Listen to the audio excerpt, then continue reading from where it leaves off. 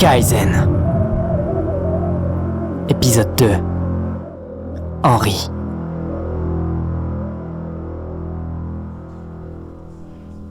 Je déteste ce studio. J'ai besoin de logiciels, de matériel pour réaliser correctement les interviews avec les invités sur le plateau. Et puis rien.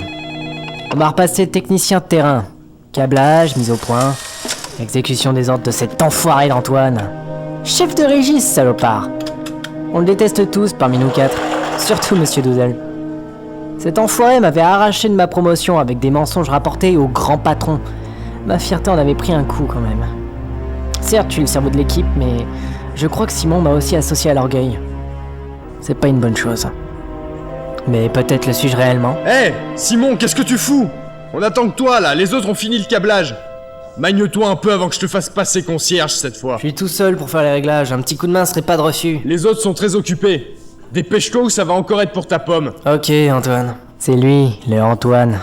Un connard fini. Il paraît que le mec que j'ai remplacé a démissionné par sa faute. Il y a 3 ans de ça maintenant. J'ai tenu assez longtemps pour le moment. Mais il y avait Simon avant. Il était trop gentil pour faire quoi que ce soit. Et règle correctement l'audio par rapport à l'acoustique de la salle. Sinon... Sinon quoi? Sinon je m'occuperai de ta future mise à pied. L'enfoiré.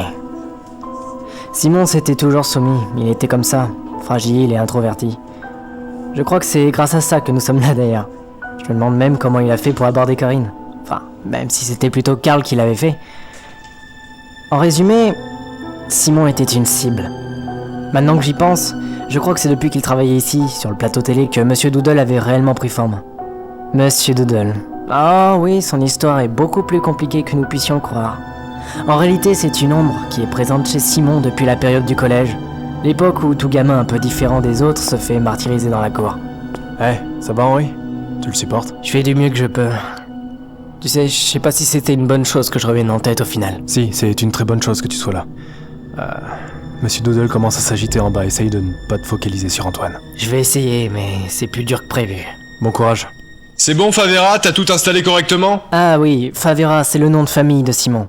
C'est aussi le nôtre, du coup, par la même occasion. Ouais, tout est branché. T'as plus qu'à faire les réglages projecteurs et test son et vidéo. Ok, va sur le plateau et gueule un bon coup face à la caméra.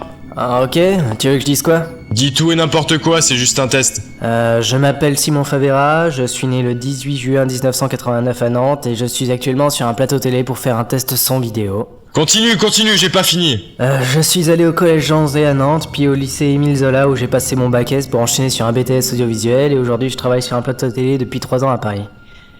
Je continue? T'arrêtes pas, j'ai plus que quelques réglages. J'habite à Paris même depuis 3 ans et je déteste cette ville. Les gens sont malpolis et violents.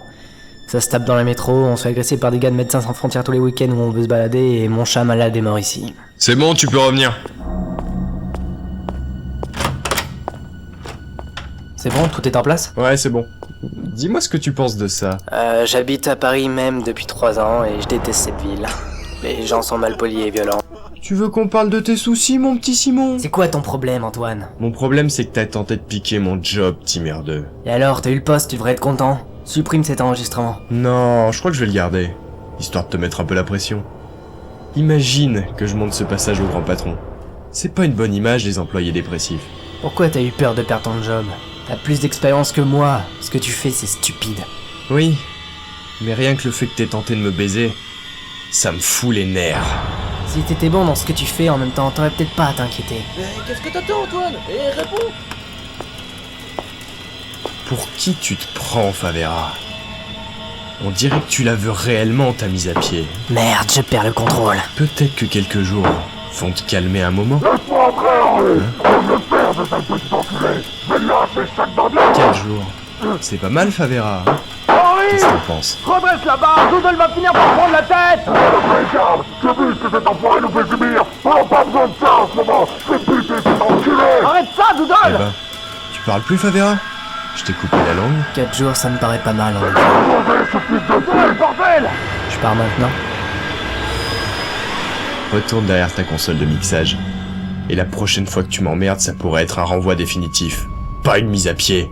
Ok.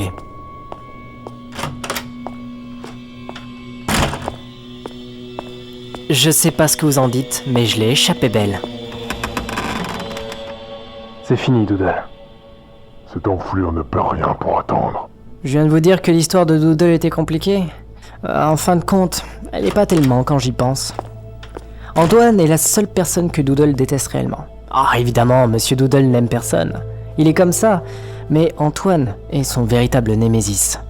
Dès que Simon l'avait vu, Monsieur Doodle était devenu un être à part entière. Rien à voir avec l'ombre qui susurrait des choses terrifiantes à l'oreille de Simon dans ses cauchemars.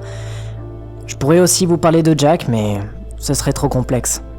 Je crois que c'est le plus mystérieux de nous quatre, et aussi le plus imprévisible. À vrai dire, c'est le seul qui ne déteste pas réellement Doodle. Je crois même qu'il l'aime bien. Bonjour Antoine. Tout va bien ici? Tout va très bien, monsieur. Pas de problème majeur, le plateau est prêt.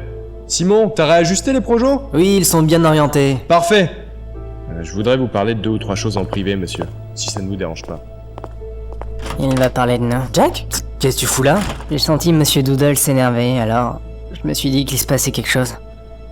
Aucun signe de Simon? C'est pas de la haine qui le fera revenir. Pourtant, ça pourrait.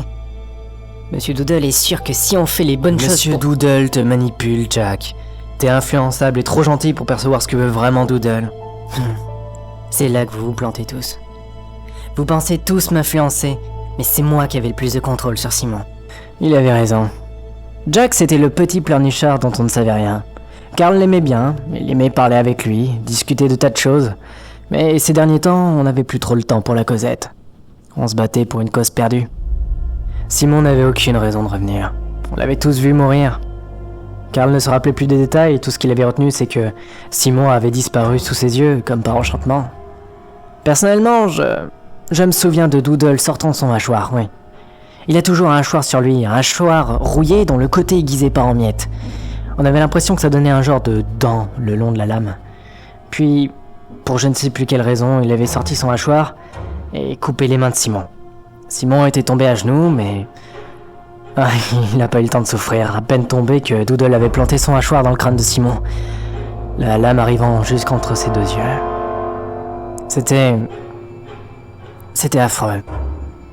Doodle venait de tuer notre père, nous laissant un corps entier à diriger à sa place. Je prends les commandes. Jack, t'es sûr de toi? Faut que je prenne sur moi, Henry. Laisse-moi continuer. Je reste à côté. Non pas que je te fasse pas confiance, mais... si Doodle se ramène, je veux qu'on soit 2 pour le stopper. Ok.